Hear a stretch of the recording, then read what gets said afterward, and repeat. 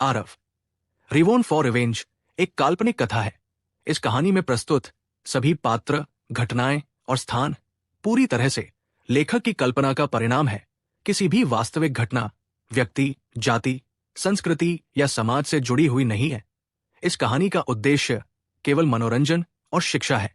हम किसी भी प्रकार की धार्मिक, सांस्कृतिक या सामाजिक भावनाओं को ठेस पहुंचाने का उद्देश्य नहीं रखते हैं।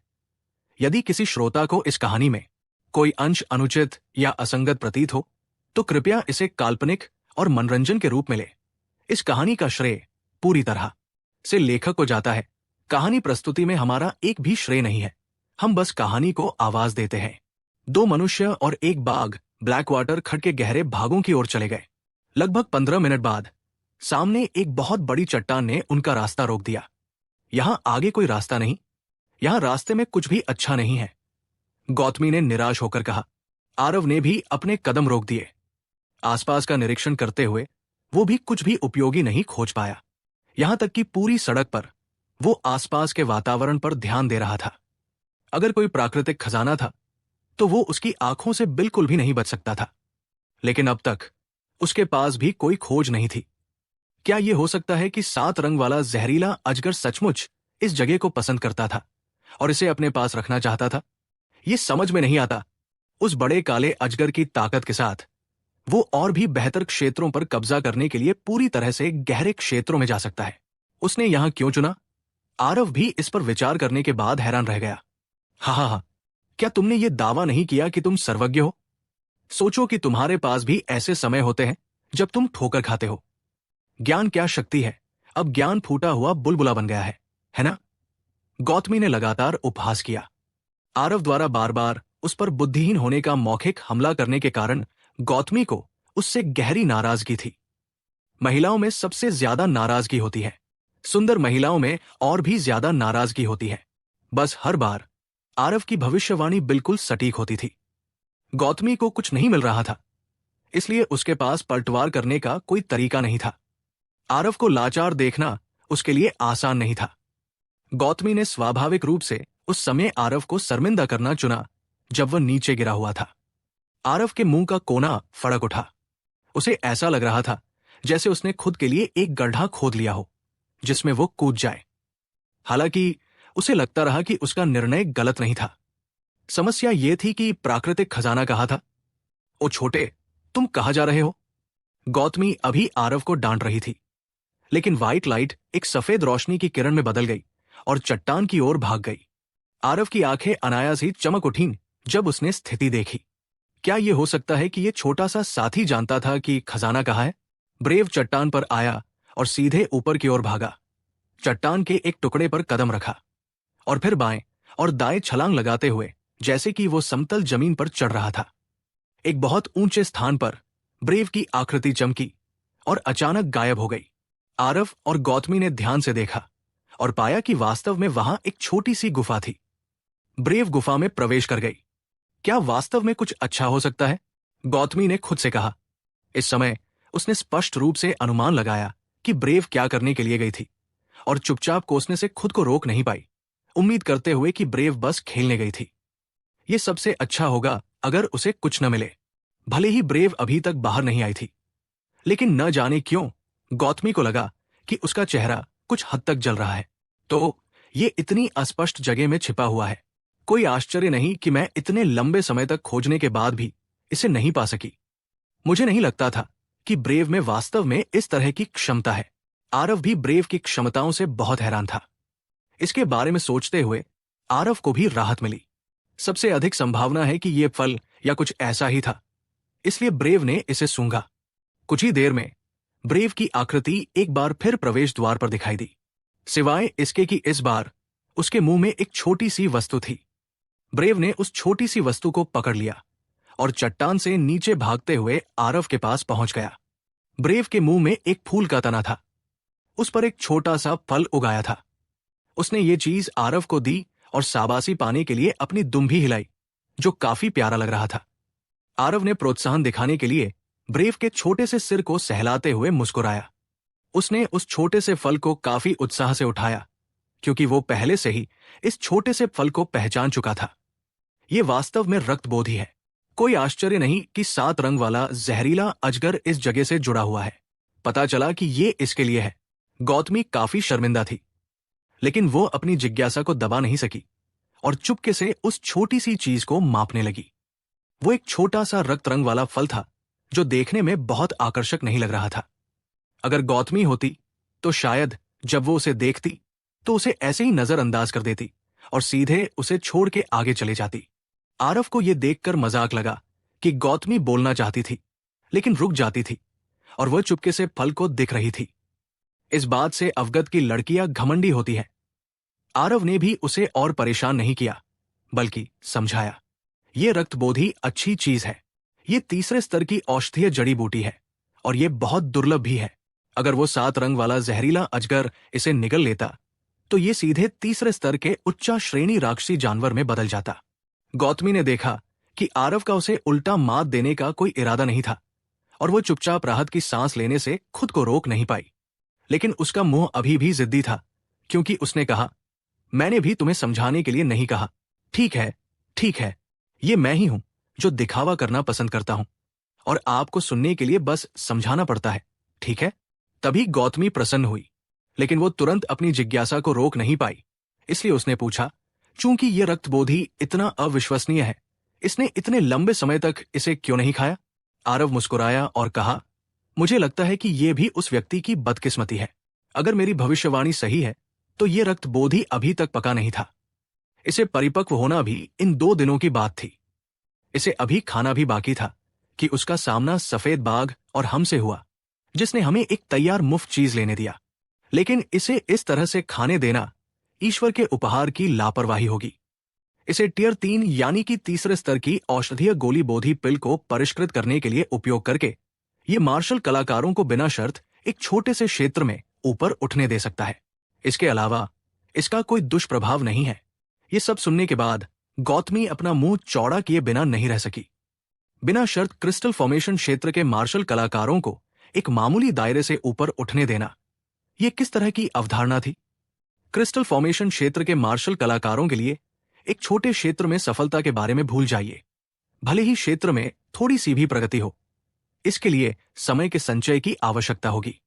श्यामनगर राज्य के क्रिस्टल फॉर्मेशन क्षेत्र के मार्शल कलाकारों में प्रधान आचार्य मन्नन देव के अलावा अल्केमिस्ट एसोसिएशन के हेड सम्मानीय सोमदेव, जो दूसरे स्तर के क्रिस्टल फॉर्मेशन क्षेत्र में थे, बाकी सभी प्रथम स्तर के क्रिस्टल फॉर्मेशन क्षेत्र में थे।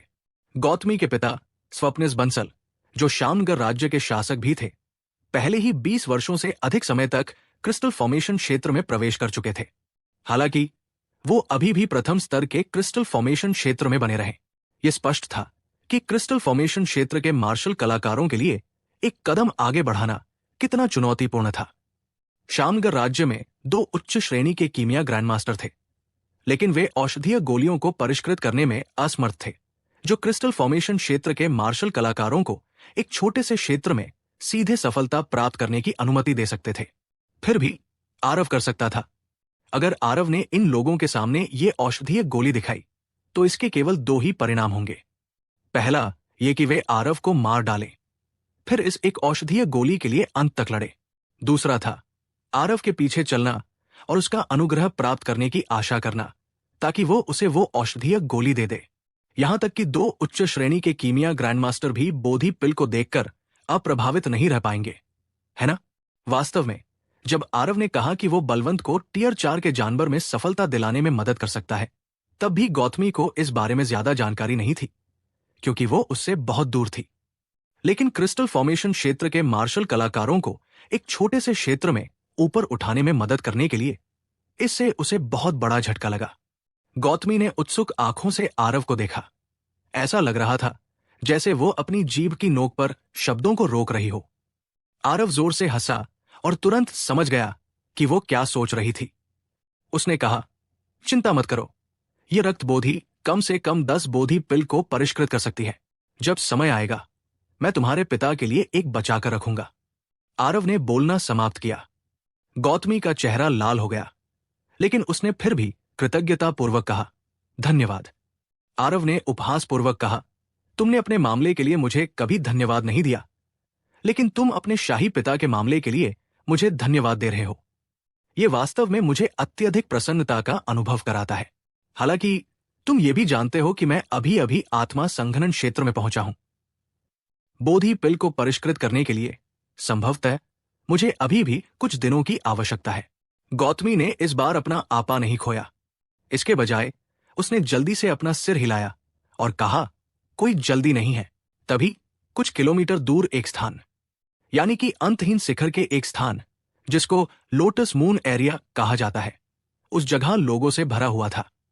ये एक बहुत बड़ी घाटी थी जो एक बहुत बड़े क्षेत्र में फैली हुई थी। अंतहीन जंगल के परिधिसे से 1000 मील से भी अधिक दूरी पर स्थित थी। जंगल के बाहरी 1000 मील का दायरा आत्मा संघनन क्षेत्र के मार्शल कलाकारों की सीमा थी। केंद्रीय क्षेत्र की ओर बढ़ने पर खतरा काफी बढ़ जाता था। अंतहीन जंगल का बाहरी 1000 मील का दायरा ज्यादातर दूसरे स्तर, यानी कि टियर 2 राक्षसी जानवरों का इलाका था। केवल बहुत कम जगहों पर टियर 3 राक्षसी जानवर थे, जैसे कि अंतहीन शिखर में पाए जाते थे। लेकिन 1000 मील के दायरे से परे टियर 3 राक्षसी जानवरों की संख्या में काफी वृद्धि होगी। सामान्य परिस्थितियों में आत्मा संघनन क्षेत्र के मार्शल कलाकार इस 1000 मील के मार्ग को पार करने के लिए बिल्कुल भी तैयार नहीं थे। आमतौर पर लोटस मून एरिया एक ऐसी भूमि थी जहां बहुत कम लोग आते जाते थे। लेकिन इन कुछ दिनों में लोटस मून एरिया में अधिक से अधिक मानव मार्शल कलाकार एकत्रित हो रहे थे। उनकी ताकत भी लगातार अधिक शक्तिशाली होती जा रही थी। कमजोर प्रथम स्तर और द्वितीय स्तर के आत्मा संघनन क्षेत्र के मार्शल कलाकारों से लेकर 8वें स्तर और 9वें स्तर के आत्मा संघनन क्षेत्र के मार्शल कलाकारों तक यहां बहुत से लोग थे। उनमें से कुछ मानव मार्शल कलाकार भी थे जो प्रकाश झा के समान ही थे, जो क्रिस्टल फॉर्मेशन क्षेत्र के आधे कदम पर थे। फिर घाटी की गहराई में असामान्य उतार चढ़ाव धीरे धीरे गूंज रहे थे। हर कोई जानता था कि अत्यंत दुर्लभ प्राकृतिक खजाने पैदा होने वाले थे। घाटी के दूसरी तरफ बड़ी संख्या में टियर 2 राक्षसी जानवर इसी तरह इकट्ठा हुए, जो दूरी पर मानव शिविर का सामना कर रहे थे। दोनों पक्षों ने सापेक्ष संयम बनाए रखा और मारपीट नहीं की।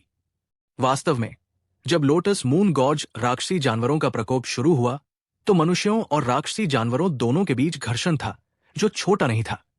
लेकिन मानव मार्शल कलाकारों और राक्षसी जानवरों की संख्या में वृद्धि के बाद और साथ ही साधना क्षेत्र में वृद्धि के साथ दोनों पक्ष गतिरोध में आ गए। क्योंकि दोनों पक्षों में और भी अधिक शक्तिशाली विशेषज्ञ दिखाई दिए, इसलिए संयम और भी मजबूत हो गया। क्रिस्टल फॉर्मेशन क्षेत्र मार्शल कलाकार मानव मार्शल कलाकारों के बीच दिखाई दिए, जबकि टियर 3 राक्षसी जानवर भी राक्षसी जानवरों के बीच दिखाई दिए। भले ही टियर 3 यानी कि तीसरे स्तर की राक्षसी जानवर मनुष्यों के साथ संवाद करने में असमर्थ थे, लेकिन उनकी बुद्धि अब कम नहीं थी। स्वाभाविक रूप से वे खजाने के जन्म से पहले शक्ति का बहुत बड़ा नुकसान नहीं उठाना चाहते थे। मानव मार्शल कलाकारों को भी ऐसा ही लगा।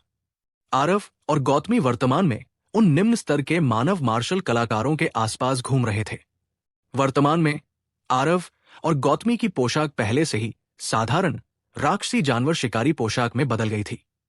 यहां तक कि गौतमी का चेहरा भी अब अलग था।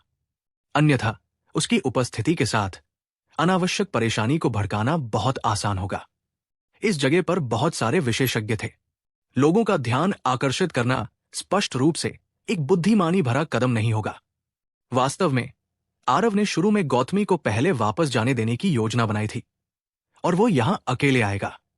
लेकिन जब उसने गौतमी को पहले वापस जाने देने का जिक्र किया तो गौतमी गुस्से में आ गई और आरव से लड़ने के लिए अपनी तलवार उठा ली।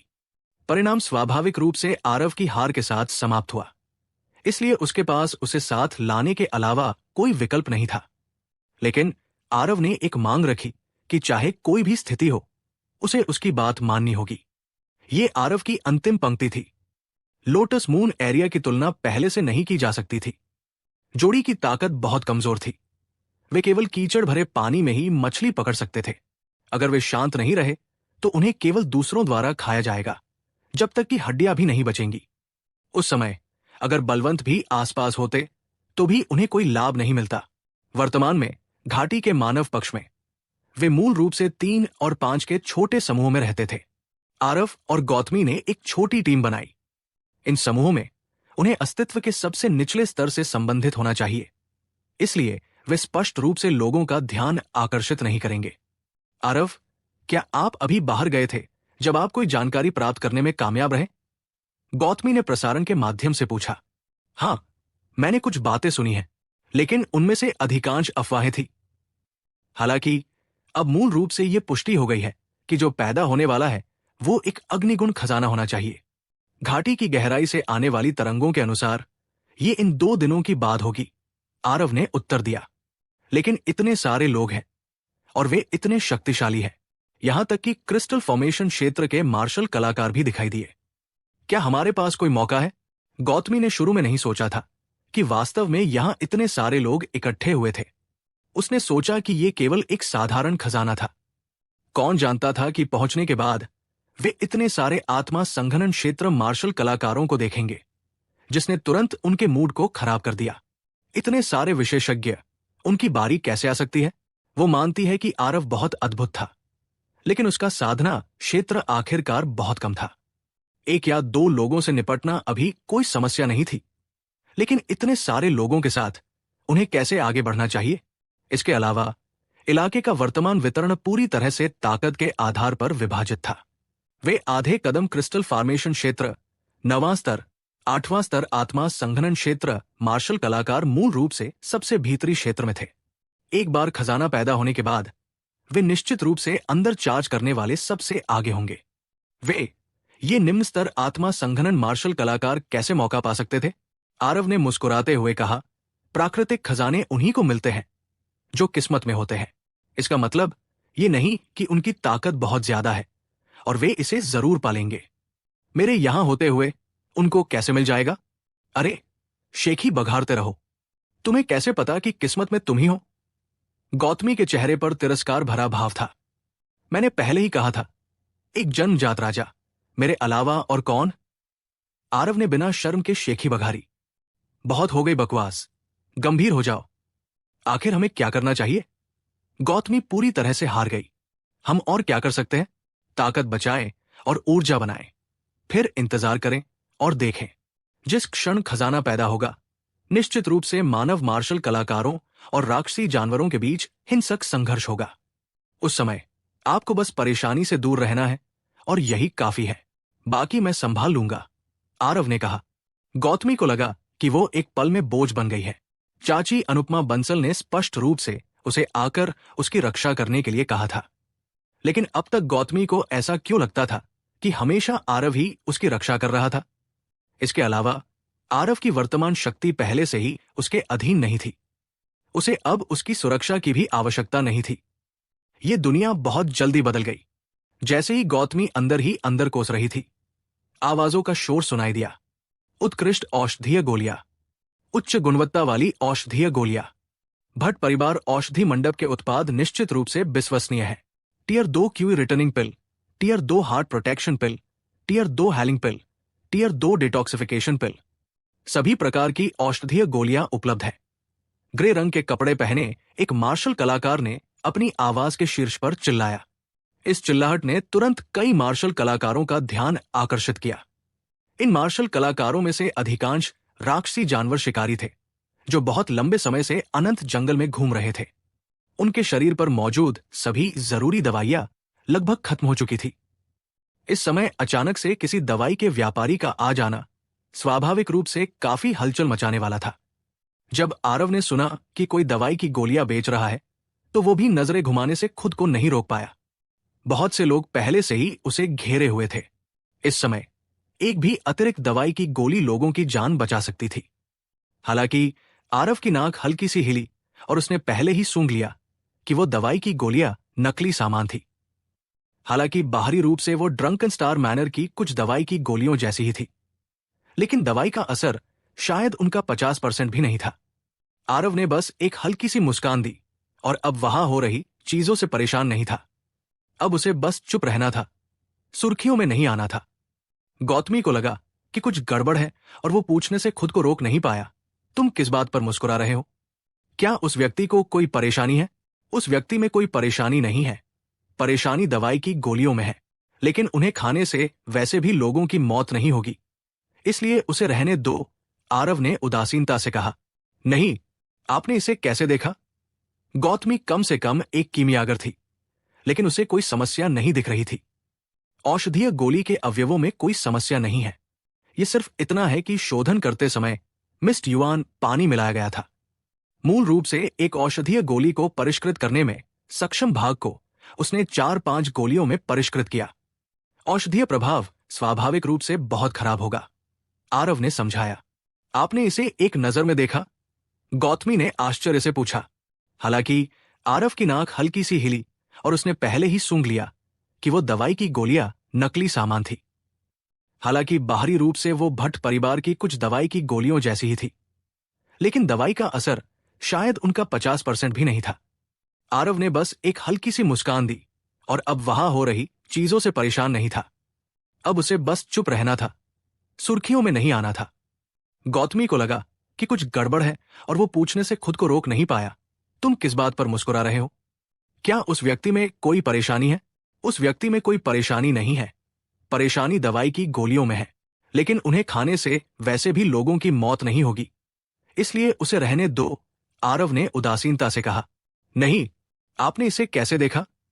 गौतमी कम से कम एक कीमियागर थी, लेकिन उसे कोई समस्या नहीं दिख रही थी। औषधीय गोली के अवयवों में कोई समस्या नहीं है।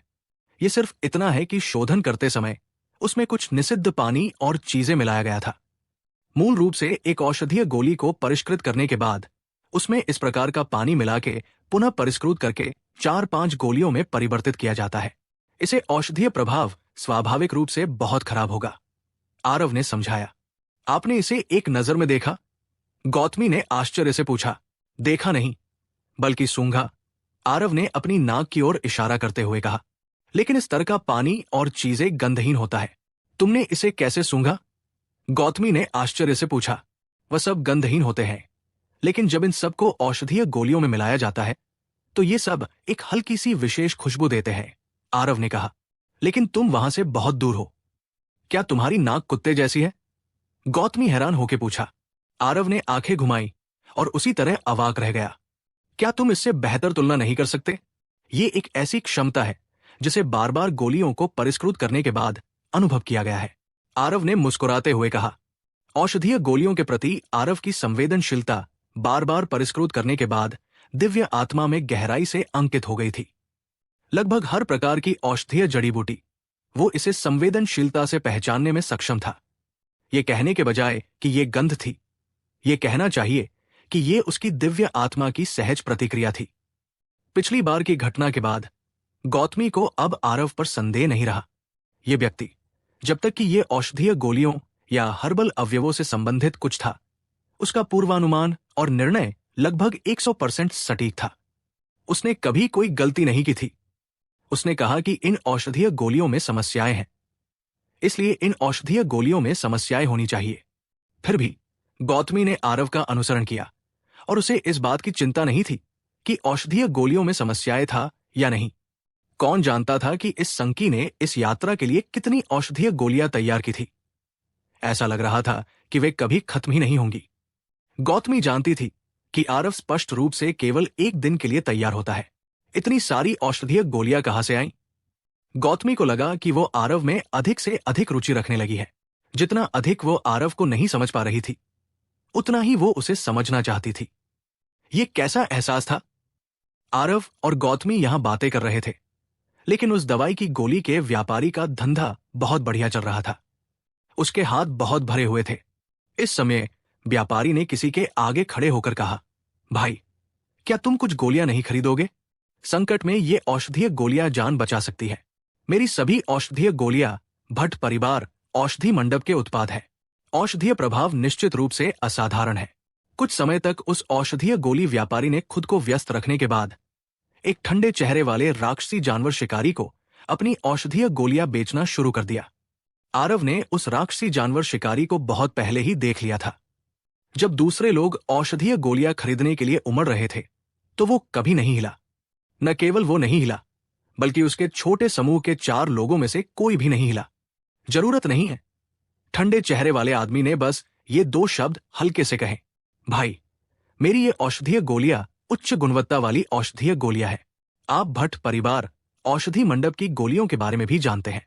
वे श्यामनगर राज्य में बेजोड़ है। औषधीय गोली विक्रेता भट्ट परिवार औषधि मंडप की औषधीय गोलियों की अच्छी बातों की बार बार प्रशंसा करता रहा। उस औषधि गोली विक्रेता को भट्ट परिवार औषधि मंडप की इतनी प्रशंसा करते हुए सुनकर आरव को भी कुछ नाराजगी महसूस हुई। हालांकि वो ये भी समझता था कि वो व्यापार कर रहा था, थोड़ी बहुत शेखी बघारना जरूरी था, लेकिन अभी गुस्सा करने का समय नहीं था, इसलिए उसने खुद को रोक लिया। उस राक्षसी जानवर शिकारी ने शांति से उस औषधि गोली विक्रेता की प्रशंसा सुनने के बाद हल्के से 2 शब्द और कहे, मैं नहीं खरीदूंगा। मैं कहता हूं भाई। क्यों? औषधि गोली विक्रेता कुछ हद तक निराश हो गया। उस राक्षसी जानवर शिकारी ने उसे देखा और कहा, मैं केवल सुगंधित औषधि मंडप की औषधि गोली खरीदता हूं और कुछ नहीं। जब आरव ने यह सुना तो उसे तुरंत और भी शांति महसूस हुई। इस दुनिया में अभी भी स्पष्ट सोच वाले लोग हैं। जब उसने ये कहा तो औषधि गोली विक्रेता दुखी हो गया। भाई, ऐसा नहीं है कि मैं तुम्हें डांट रहा हूं, लेकिन सुगंधित औषधि मंडप बंद होने के करीब है। तुम उस पेड़ से क्यों चिपके हुए हो? जहां तक मेरा ख्याल है, 1 महीने के बाद सुगंधित औषधि मंडप निश्चित रूप से बंद हो जाएगा। क्या ऐसा हो सकता है कि तुम, भाई, भविष्य में औषधीय गोलियां नहीं खाओगे? बर्फीले चेहरे वाले व्यक्ति ने औषधीय गोली विक्रेता को ठंडी नजर से देखा और कहा, सुगंधित औषधि मंडप निश्चित रूप से बंद नहीं होगा। मंडप स्वामी ये वर्तमान में बंद एकांत में है। एकांत से बाहर निकलने के बाद उनके पास निश्चित रूप से ज्वार को मोड़ने का साधन होगा। सपने देखो। कौन नहीं जानता कि सुगंधित औषधि मंडप में पहले से ही स्थिति को बचाने की ताकत नहीं है। कितने दिन हो गए हैं सुगंधित औषधि मंडप इस पूरे समय चुप रहा, जबकि भट्ट परिवार औषधि मंडप पहले से ही शामगर राज्य के औषधीय गोली बाजार पर पूरी तरह से हावी होने के लिए एसेंशियस गेडोरिंग गोली पर निर्भर था। भविष्य में भट्ट परिवार औषधि मंडप का एकाधिकार होगा। इसके अलावा मनोर भगवान समीर हमेशा से ही खेती के मामले में देवराज को दबाते रहे हैं। सुगंधित औषधि मंडप किस पर निर्भर है? ठंडे चेहरे वाले व्यक्ति ने ठंडी हंसी हंसी। तो क्या भट्ट परिवार औषधि मंडप गरिमापूर्ण और सम्माननीय प्रतीत होता है, लेकिन सभी के दिलों में ये बात साफ है कि उन्होंने गुप्त रूप से कितने गंदे काम किए हैं। मंडप स्वामी ये के पास एक दयालु हृदय और मन है। वो हम राक्षसी पशु शिकारियों के साथ भाई जैसा व्यवहार करता है। मेरा मानना है कि स्वर्ग की आंखें हैं। सुगंधित औषधि मंडप निश्चित रूप से इस संकट से उबर जाएगा। जब व्यक्ति ने यह सब कहा तो उन लोगों के चेहरे पर अनायास ही खेद के भाव उभर आए जिन्होंने मूल रूप से औषधीय गोलियां खरीदी थी। उनमें से कई लोगों को सुगंधित औषधि मंडप की कब्र मिली थी, लेकिन इस समय सुगंधित औषधि मंडप के प्रति उनका समर्थन इस छोटी सी टीम से कमतर था। सच में मूर्ख। ठीक है, अभी मत खरीदो। भविष्य में भले ही तुम मुझसे खरीदने के लिए भीख मांगो, मैं भी तुम्हें नहीं बेचूंगा। दवाई बेचने वाले ने अपनी आस्तीनें उतारी और चला गया। ठंडे चेहरे वाला आदमी उससे परेशान नहीं हुआ और वापस बैठ गया। दवाई बेचने वाले पर इसका कोई खास असर नहीं हुआ और वो अपनी दवाइयों का प्रचार करता रहा। बस इतना हुआ कि उस आदमी के इतना हंगामा मचाने के बाद उसका कारोबार एकदम से गिर गया। ठंडे चेहरे वाले आदमी ने दवाई बेचने वाले की पीठ को घूरा और ठंडी सांस ली। ठीक उसी समय भगवान जाने कहां से एक आवाज सीधे उसके कानों में पहुंची। ठंडे चेहरे वाले आदमी ने यह सुना और उसके हाव भाव तुरंत बदल गए। कुछ देर सोचने के बाद वो अचानक उठ खड़ा हुआ। सब लोग, इसकी दवाई की गोलियां मत खरीदो। ये दवाई की गोलियां सब नकली है। ये आदमी धोखेबाज है। ठंडे चेहरे वाला आदमी जोर से चिल्लाया। ठंडे चेहरे वाले आदमी की चीख सुनकर दवाई खरीदने वाले सभी लोग घबरा गए। इसके बाद जो हुआ वह दवाई बेचने वाले को निर्दयी आंखों से घूरने लगा। दवाई बेचने वाला भी बहुत घबरा गया। उसे कुछ हद तक अपराध बोध हुआ, लेकिन इतने सारे लोगों के सामने उसे मजबूत बने रहना था। मेरी निंदा मत करो। अगर तुमने नहीं खरीदा तो कोई बात नहीं, लेकिन तुम यहां मेरा कारोबार भी बर्बाद कर रहे हो। क्या तुम वाकई मुझे धमकाना आसान समझते हो? इन औषधीय गोलियों पर भट्ट परिवार औषधि मंडप की अनूठी छाप है। ये बिल्कुल असली माल है। भट्ट परिवार औषधि मंडप का नाम खराब करने की हिम्मत तुम कर रहे हो? औषधीय गोली विक्रेता ने गुस्से से कहा। ठंडे चेहरे वाला आदमी ठंडे अंदाज में मुस्कुराया और बोला, ये सच है कि ये औषधीय गोलियां भट्ट परिवार औषधि मंडप की है, लेकिन क्या भट्ट परिवार औषधि मंडप द्वारा परिष्कृत औषधीय गोलियां वास्तव में समस्याओं से मुक्त है? क्या समस्या है बताओ। अगर तुम उचित औचित्य नहीं देते तो हमारा ये द्वेष तय है। राजधानी लौटने के बाद मैं ये शब्द भट्ट परिवार औषधि मंडप को बता दूंगा। औषधीय गोली विक्रेता ने धमकी दी। पिछले 1 महीने में भट्ट परिवार औषधि मंडप अतुलनीय रूप से दबंग हो गया था। सुगंधित औषधि मंडप धीरे धीरे गिरने लगा और वे वस्तुतः एकाधिकार बन गए। भट्ट परिवार औषधि मंडप से बाहर आने वाले सभी लोगों की नाक आसमान की ओर थी। चूंकि ये औषधीय गोली विक्रेता भट्ट परिवार औषधि मंडप की गोलियां बेच रहा था, इसलिए निश्चित रूप से भट्ट परिवार औषधि मंडप से उसका महत्वपूर्ण संबंध था। ठंडे चेहरे वाला व्यक्ति बेफिक्र रहा और मुस्कुराते हुए बोला, मुझे डर है कि इन गोलियों का औषधीय प्रभाव तैयार उत्पादों का आधा भी नहीं है। इन औषधीय गोलियों का उपयोग करके सबको धोखा देने के पीछे तुम्हारा क्या इरादा है? जब उसने ये कहा तो सभी के चेहरे फिर से बदल गए। हालांकि औषधीय प्रभाव अपर्याप्त होना कोई बड़ी बात नहीं है, लेकिन महत्वपूर्ण समय पर यह जानलेवा भी हो सकता है। उदाहरण के लिए टियर 2 क्यूई रिटर्निंग पिल। यदि औषधीय प्रभाव कम हो और केवल सार ऊर्जा का बहुत छोटा हिस्सा ही प्राप्त हो सके तो क्या यह मृत्यु का इंतजार नहीं होगा? ठंडे चेहरे वाले व्यक्ति की ये बात सुनकर औषधीय गोली विक्रेता घबराया नहीं। इसके बजाय वो खुशी से मुस्कुराया और बोला, आप कहते हैं कि मेरी औषधीय गोली का प्रभाव कम है। क्या हम सभी को इसे आजमाने के बाद नहीं जान पाएंगे? औषधीय गोली बेचने वाले को इतना आत्मविश्वास से भरा देखकर उस ठंडे चेहरे वाले व्यक्ति का दिल डगमगाने लगा। क्या यह हो सकता है कि वो वास्तव में किसी और के जाल में फंस गया हो? उस व्यक्ति ने कहा कि उसे औषधि मंडप प्रमुख देवराज से भी बहुत कृपा मिली है। यही कारण है कि वो इस घोटालेबाज को बेनकाब करना चाहता था। क्या यह हो सकता है कि वो बस उसके साथ खिलवाड़ कर रहा था? जब वो बात कर रहा था, औषधीय गोली बेचने वाला पहले से ही एक मार्शल आर्टिस्ट के सामने चला गया जिसे उसने पहले गोलियां बेची थी, और ईमानदारी से उसे औषधीय गोली का परीक्षण करने के लिए आमंत्रित किया। उसने ये भी वादा किया कि जब तक वह इसका परीक्षण करने के लिए तैयार है, वो उसे 5 और टियर 2 क्यूई रिटर्निंग पिल उपहार में देगा। वो मार्शल आर्टिस्ट पहले तो थोड़ा अनिच्छुक था, लेकिन ये सोचने के बाद कि अधिक से अधिक ये अपर्याप्त औषधीय प्रभाव होगा और उस पर इसका बहुत अधिक प्रभाव नहीं होना चाहिए, उसने अपना सिर हिलाया और सहमति व्यक्त की। औषधीय गोली बेचने वाले ने चारों ओर देखा और सभी से कहा, सबने ये भी देखा, यहां पर इस भाई ने मेरी औषधीय गोलियां खरीदने से इनकार कर दिया।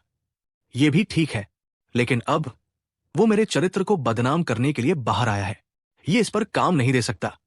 अपनी बेगुनाही साबित करने के लिए मैंने इस भाई को औषधीय गोलियों का परीक्षण करने में मदद करने के लिए यहां बुलाया। कोई समस्या नहीं होनी चाहिए, है ना?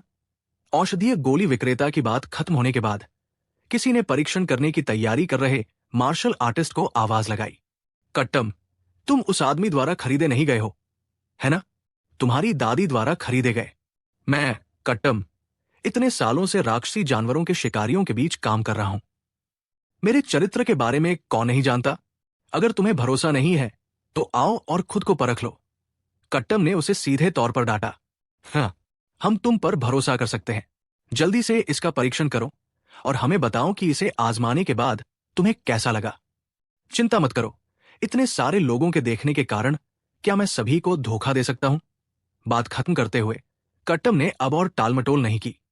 उसने सीधे औषधीय गोली विक्रेता से खरीदी गई एक टियर 2 क्यूई रिटर्निंग पिल प्राप्त की और उसे निगल लिया।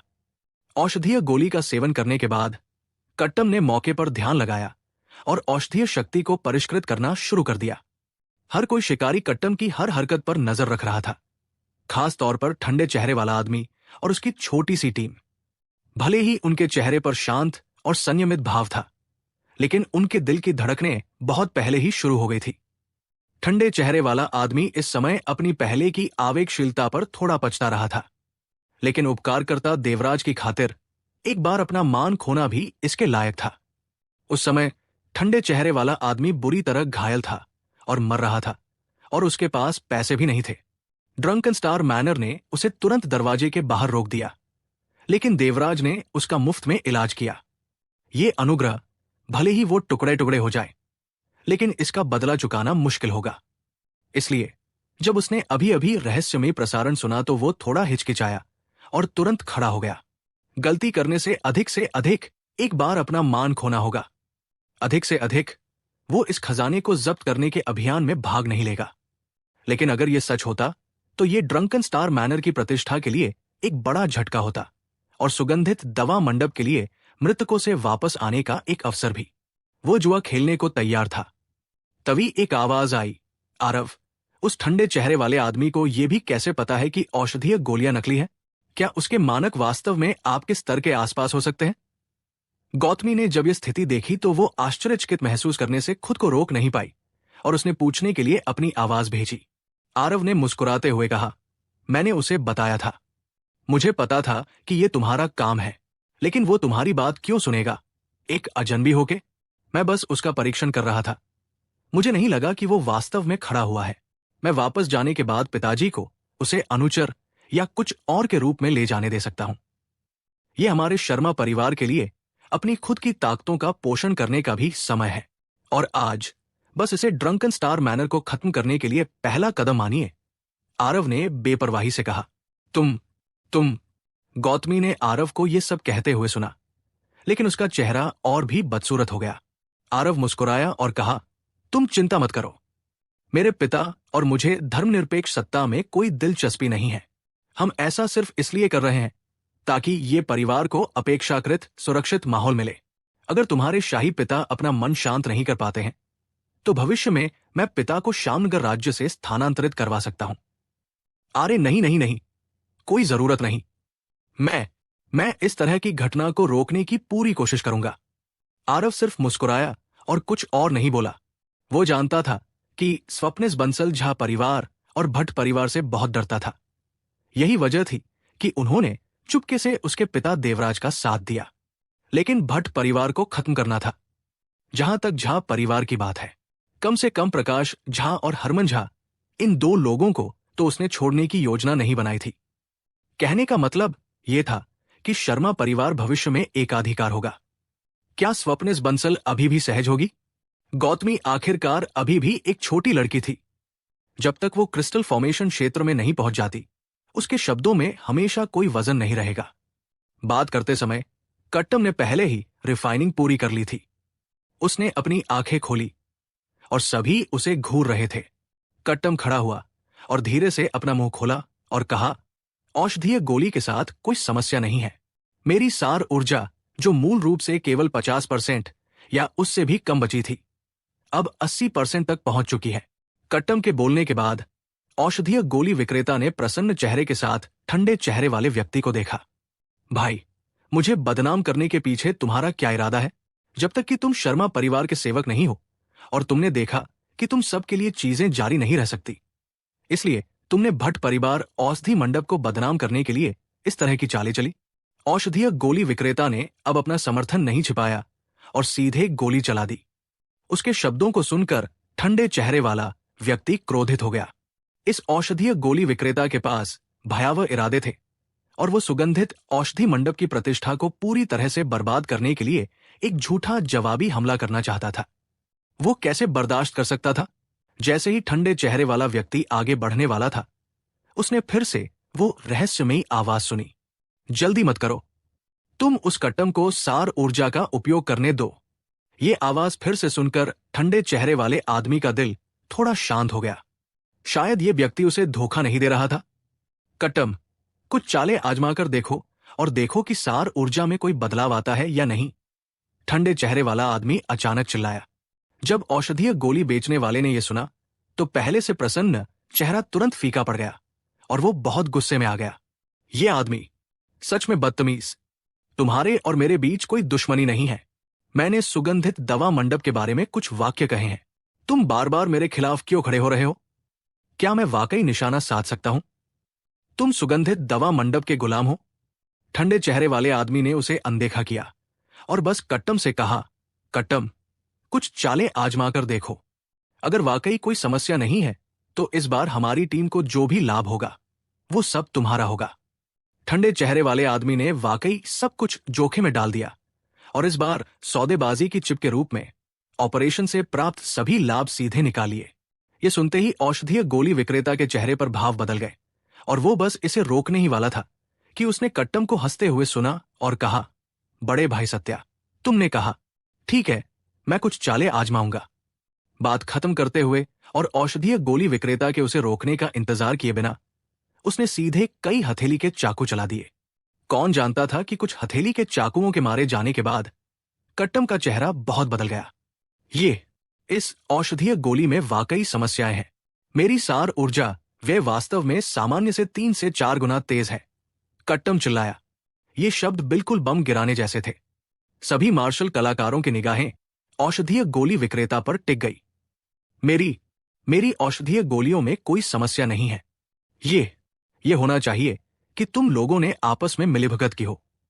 औषधीय गोली विक्रेता जिद्दी बना रहा और इसे स्वीकार करने से इनकार कर दिया। भाड़ में जाओ। मैं कट्टम इतने लंबे समय से इस पेशे में काम कर रहा हूं। किसी ने कभी मेरे बारे में यानी कि तुम्हारे ये पिता के बारे में ऐसा नहीं कहा। तुमने मुझे अपने पिता को नकली दवा बेची और यहां तक कहा कि तुम्हारे पिता तुम्हें बदनाम कर रहे हैं। भाइयों, जाओ और उसे बर्बाद करो। कट्टम अनजाने में बहुत गुस्से में आ गया और अपनी टीम को बुलाकर उस औषधीय गोली विक्रेता को बर्बाद करने वाला था। औषधीय गोली विक्रेता बहुत घबरा गया और सहज रूप से भागना चाहता था, लेकिन चारों ओर राक्षसी जानवरों के शिकारियों ने घेरा बना रखा था। कहा भागे? रुको। कट्टम की टीम कार्रवाई करने ही वाली थी कि उस ठंडे चेहरे वाले व्यक्ति जिसका नाम सत्या था, उसने उन सभी को रोक दिया। क्या भाई सत्या, तुम उसे बचाने की कोशिश नहीं कर रही हो, है ना? कट्टम ने कठोर स्वर में पूछा। उस समय भावनाएं बहुत तीव्र थी। कट्टम खुद ही ठगा गया व्यक्ति था। उसका स्वर स्वाभाविक रूप से अच्छा नहीं होगा। हालांकि सत्या को कोई आपत्ति नहीं थी। उसने बस ठंडे स्वर में कहा, कट्टम, इसे मुझ पर छोड़ दो। मेरे पास उसे सब कुछ सौंपने के तरीके हैं। उस समय उससे निपटने में बहुत देर नहीं होगी। जब वो बोल रहा था, सत्या ने औषधीय गोली बेचने वाले की ओर देखा। उस बर्फीली निगाह ने औषधीय गोली बेचने वाले को अनजाने में ही कंपा दिया। जब सत्या ने ऐसा कहा तो कट्टम अब उतना आग्रही नहीं रहा। उसने अपने हाथ झाड़े और कहा, ठीक है, तुम पर निर्भर है। सत्या ने औषधीय गोली बेचने वाले की ओर देखा और ठंडे स्वर में पूछा, क्या तुम झुकने वाले हो या तुम चाहते हो कि मैं कार्रवाई करूं? दवाई की गोली बेचने वाले ने अपने दांत पीस लिए और पीछे हटने के बजाय आगे बढ़ा और सत्या पर हमला कर दिया। लेकिन सत्या को छूने से पहले ही एक व्यक्ति ने उसके पीछे से हमला करने के लिए बाहर की तरफ से आगे बढ़ी। दवाई की गोली बेचने वाले को बहुत झटका लगा और वो जल्दी से बच निकला, लेकिन एक दूसरे व्यक्ति ने उसके पीछे हटने के रास्ते को काट दिया। धमाका! दवाई की गोली बेचने वाले की पीठ पर एक वार हुआ और वो लड़खड़ाते हुए सत्या की तरफ बढ़ा। उसे जो मिला वो पेट में एक जोरदार मुक्का था। दवाई की गोली बेचने वाले को इतना दर्द हो रहा था कि उसका मुंह खुला का खुला रह गया। तभी एक छोटी सी चीज जो पता नहीं कहां से निकली और उसके मुंह में जाकर गिरी। गल्प! दवाई की गोली बेचने वाले ने अनजाने में ही निगल लिया और तुरंत महसूस किया कि चीजें ठीक नहीं थी। उफ! हुर! दवाई की गोली बेचने वाले ने जो निगला था उसे उगलने की बहुत कोशिश की, लेकिन वह चीज उसके मुंह में जाते ही पिघल गई। बस कुछ ही देर में वो बिना किसी निशान के गोली शरीर में गायब हो गई। इसके तुरंत बाद उसे अपनी दिव्य आत्मा कांपती हुई महसूस हुई और फिर उसे कुछ भी पता नहीं चला। जब सत्या ने यह दृश्य देखा तो उसे भी थोड़ा डर लगा। अभी वो जानना चाहता था कि वो वस्तु किसने फेंकी, लेकिन ऐसा करने में सफल नहीं हुआ। एक आवाज आई, अब आप पूछ सकते हैं। उससे कुछ भी पूछो और वो उत्तर देगा। इस समय सत्या के मन में एक बार फिर से वो आवाज उभरी। सत्या स्तब्ध था। अब उसे पता चला कि वह रहस्यमय व्यक्ति उसे उस औषधीय गोली विक्रेता का मुंह क्यों खुलवाना चाहता था। क्या वो कोई औषधीय गोली थी जो अभी फेंकी गई थी? वास्तव में किस तरह की औषधीय गोली का ऐसा असर हो सकता है? सत्या ने अपनी भावनाओं को संभाला और अपना मुंह खोला और औषधीय गोली विक्रेता से पूछा, आखिर तुम कौन हो? तुम यहां औषधीय गोलियां बेचने क्यों आए हो? औषधि गोली विक्रेता ने लकड़ी की तरह उत्तर दिया, मेरा नाम अजीत है, भट्ट परिवार का एक अनुचर। मालिक ने मुझे अनंत जंगल में आप सभी को औषधीय गोलियां बेचने के लिए भेजा है। साथ ही हम सुगंधित औषधि मंडप को बदनाम करने की योजना बना रहे हैं ताकि वे फिर से न उठ सकें। सत्य ने जब यह सुना तो उसका खून खौल उठा। ये भट्ट परिवार औषधि मंडप वाकई कुछ नहीं रोक सकता। उन्होंने पहले से ही इतना बड़ा लाभ ले रखा है, फिर भी उन्हें सुगंधित औषधि मंडप को अपनी बुद्धि के बल पर चलाना पड़ा। क्या समीर भट्ट ने तुम्हें ये नकली औषधीय गोलियां बेचने के लिए मजबूर किया? सत्य ने धैर्य बनाए रखते हुए अपने दांत पीसते हुए पूछा। नहीं, ये दूसरा बॉस है, मिहिर भट्ट। उसने उसने कहा कि वे राक्षसी जानवर शिकारी सभी तुच्छ है, ऐसी बढ़िया औषधीय गोलियों का उपयोग करने के योग्य नहीं है। इसलिए उसने इन औषधीय गोलियों को फिर से परिष्कृत किया, औषधीय शक्ति को कम किया और यहां तक कि कुछ ऐसी चीजें भी डाली जिससे आप सभी को औषधीय प्रभाव में कमी महसूस न हो। लेकिन जब तक सार ऊर्जा का उपयोग किया जाता है तब तक ये उजागर हो जाएगी। बांस की नली से बीन्स निकालकर उसने सारा मामला ही पलट दिया। मैं उसे काटने जा रहा हूं, उस मिहिर भट्ट को। वो एक कमीना है, उसका पूरा परिवार ही कमीनों से भरा हुआ है। भाड़ में जाओ। अब मैं कभी भी भट्ट परिवार औषधि मंडप में दवाई खरीदने नहीं जाऊंगी। मैं भी। ऐसी आवाजें चारों ओर से सुनाई दी। वाकई उन भट्ट भाइयों में से कोई भी अच्छा नहीं है। भट्ट परिवार औषधि मंडप का समर्थन किसने किया? क्या हम नहीं? ये राक्षसी जानवर शिकारी, हम दुखी लोगों को डांटने के लिए और यहां तक कि नकली दवा भी बेचने के लिए। संक्षेप में, जनता की भावनाएं भड़क उठीं। इसके साथ ही राक्षसी जानवर शिकारियों के बीच भट्ट परिवार औषधि मंडप की प्रतिष्ठा पहले से ही पूरी तरह से खराब हो चुकी है। इसके बाद सत्या ने कुछ और सवाल पूछे, लेकिन अजीत को ज्यादा कुछ नहीं पता था। फिर भी सत्या ने पर्दे के पीछे की कुछ बातें अभी भी खोज निकाली थी, जैसे कि राक्षसी जानवर शिकारियों को लूटने के लिए मारना वगैरह। इन सभी ने राक्षसी जानवर शिकारियों की निचली रेखा को और भी ज्यादा प्रभावित किया। श्यामनगर राज्य के राक्षसी पशु शिकारियों में संभवतः उपस्थित राक्षसी पशु शिकारियों का एक महत्वपूर्ण प्रतिशत था। कोई कल्पना कर सकता है कि भविष्य में भट्ट परिवार औषधि मंडप का व्यवसाय कैसा होगा। कुछ देर बाद उस औषधि व्यापारी अचानक जाग गया। अनगिनत दुष्ट निगाहों को देखकर उसका दिल तुरंत कांप उठा। मुझे पहले क्या हो गया था? तुम क्या करने की सोच रहे हो? मैं भट्ट परिवार औषधि मंडप से कोई हूं। क्या तुम मुझे छूने की हिम्मत करोगे? उसने हकलाते हुए कहा। कट्टम ने व्यापारी को देखा और मुस्कुराता रहा। सिवाय इसके कि मुस्कान, चाहे कोई भी देखे, बहुत दोस्ताना नहीं लग रही थी। भाइयों, हमने अभी बहुत सारी औषधीय गोलियां खरीदी है। चूंकि ये औषधीय गोलियां सभी नकली हैं, तो क्या हमें उन्हें वापस नहीं करना चाहिए? कट्टम ने अचानक सभी से कहा। ये सभी राक्षसी पशु शिकारी अनुभवी थे। जब कट्टम ने ऐसा कहा तो उन्होंने कट्टम के इरादों का अंदाजा लगा लिया और उसकी तारीफ करने से खुद को रोक नहीं पाए। इसके बाद जो हुआ वो स्पष्ट था। इस व्यापारी को उन औषधीय गोलियों से तब तक भर दिया गया जब तक कि वो फट नहीं गया। ये एक बेहद दुखद अंत था। कुछ देर बाद, बड़े भाई, अभी आपको गुप्त रूप से निर्देश देने वाला व्यक्ति कौन था? सत्या की टीम के एक सदस्य ने जिज्ञासावश पूछने से खुद को नहीं रोका पाया। सत्या ने सिर हिलाया और कहा, पता नहीं, लेकिन ये व्यक्ति निस्संदेह एक विशेषज्ञ है। मैंने इस तरह के गुप्त संचरण कौशल के बारे में कभी सुना भी नहीं है। और वो औषधीय गोली जिसने उस कमीने को सच बोलने पर मजबूर किया, वो तो बिल्कुल अनसुनी है। मेरी राय में इस व्यक्ति का निश्चित रूप से मंडप मास्टर देवराज के साथ गहरा संबंध है और वो अत्यंत शक्तिशाली है। बड़े भाई सही कह रहे हैं। ये व्यक्ति असामान्य रूप से रहस्यमय है। अभी आपने मुझे आसपास के लोगों पर ध्यान देने के लिए कहा, लेकिन मुझे ये भी स्पष्ट रूप से देखने को नहीं मिला कि वो विशेषज्ञ उस औषधीय गोली को कैसे चलाता है। इस व्यक्ति ने वास्तव में उन नकली औषधीय गोलियों को आसानी से पहचान लिया और उसके पास ऐसी अविश्वसनीय औषधीय गोलियां भी है। निश्चित रूप से एक कीमिया दाव विशेषज्ञ भी है। सत्या ने सिर हिलाया और कहा, यह सही है। मेरे अनुमान से इस व्यक्ति में कम से कम कीमिया ग्रैंड मास्टर की शक्ति है। लेकिन जब मंडप मास्टर देवराज के पीछे इतना शक्तिशाली सहायक है तो कोई हलचल क्यों नहीं हुई? मुझे लगता है कि जब तक ये व्यक्ति मदद करने को तैयार है, भट्ट परिवार औषधि मंडप निश्चित रूप से कोई मुकाबला नहीं कर सकता। टीम के साथी चौंक कर बोले, कीमिया ग्रैंड मास्टर? क्या इसका मतलब ये नहीं है कि हमारे बीच कोई बड़े क्रिस्टल फॉर्मेशन क्षेत्र विशेषज्ञ है? टीम के साथी सिर उठाकर इधर उधर देखने लगे और उन्हें चिंता होने लगी। क्रिस्टल फॉर्मेशन क्षेत्र विशेषज्ञ आत्मा संघनन क्षेत्र मार्शल कलाकारों के झुंड के बीच छिपा हुआ है। ये बिल्कुल भी अच्छा एहसास नहीं है। सत्या ने भौहें सिकोड़ी और कहा, मूर्ख, तुम क्या ढूंढ रहे हो? वो सीनियर हमारे बीच छिपा हुआ है। इसलिए वो निश्चित रूप से अपनी पहचान उजागर नहीं करना चाहता। अन्यथा वो भी इतना सतर्क नहीं होता। अपनी क्षमताओं के साथ बस एक थप्पड़ और वो उस व्यापारी को मार सकता था। वो इतनी गड़बड़ी क्यों करेगा? ये मामला समाप्त हो गया है। मैं भी थोड़ी देर में उन दोनों से बात करूंगी।